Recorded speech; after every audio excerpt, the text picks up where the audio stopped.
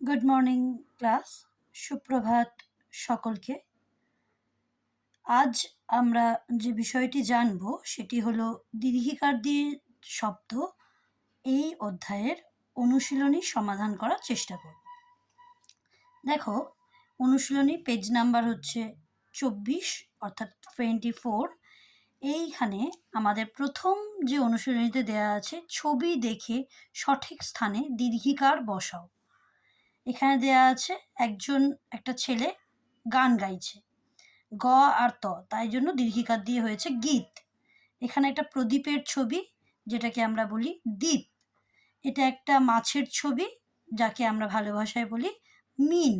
এবং এটা একটি চাঁদের ছবি, যাকে আমরা বলি শশী। তাহলে দীর্ঘিকারগুলো গ আর ত এর মাঝখানে, দ এবং প এর মাঝখানে, ম এবং ন এর মাঝখানে, এবং শেষে হচ্ছে তালবের শয়ে দীর্ঘি। এইগুলি ব্যবহার করা হয়েছে। এরপর আসছি আমরা প্রশ্ন নম্বর 2, যেখানে দেয়া আছে দীর্ঘিকার দিয়ে 5টি কথা লেখো বা 5টি শব্দ লেখো। এর আগেও আমরা 10টি শব্দ পড়েছি।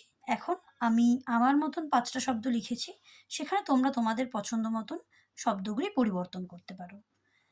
কয় দীর্ঘি ট কীট দেওয়া আছে, আমি লিখেছি বয় দীর্ঘি বর্গের জ বীজ, শয় দীর্ঘি ত শীত, বয় দীর্ঘি র বীর, দয় দীর্ঘি প দ্বীপ এবং দয় দীর্ঘি ন দিন।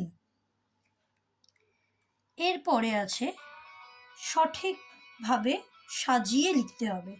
এলোমেলো করে দেওয়া আছে, সেটাকে সাজিয়ে লিখতে হবে। ব জয় দীর্ঘি, সেটাকে সাজালে হবে জয় দীর্ঘি ব জীব। র ধয় দীর্ঘি, সেটাকে সাজালে হবে ধয় দীর্ঘি র ধীর। ল ত শি, এটাকে সাজালে হবে শয় দীর্ঘি ত ল শীতল। ন নি জ, এটাকে সাজালে হবে জ ন নি। এরপর হচ্ছে রি কা শি, এটাকে সাজালে হবে শি কা রি।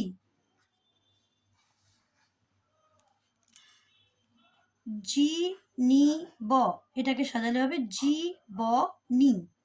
আর এরপরে হচ্ছে 4 নম্বর প্রশ্নে আছে কোনাকুনি সাজিয়ে লিখতে হবে। যেমন এখানে ন দেওয়া আছে, এখানে লা দেওয়া আছে, আবার এখানে স দেওয়া আছে।